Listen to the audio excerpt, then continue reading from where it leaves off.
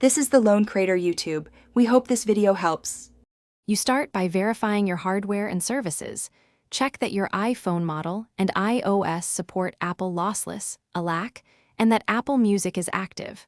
Once done, enable updates and make sure battery is above 20% so downloads won't fail. Next, decide output.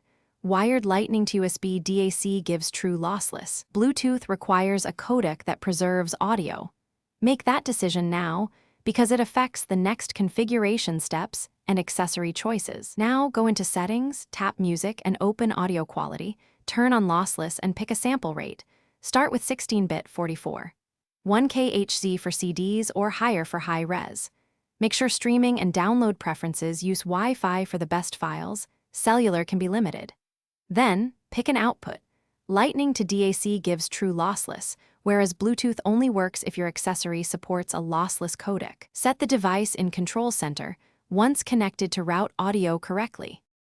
Finish by downloading a lossless track and playing it.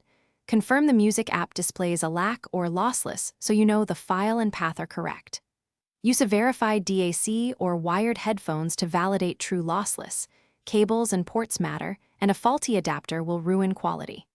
If audio is absent or degraded, reboot the iPhone, repair Bluetooth devices, redownload the track, and, if needed, reset music settings. These steps usually resolve mismatched formats or connection faults quickly. Thanks for watching. Consider subscribing if we helped you.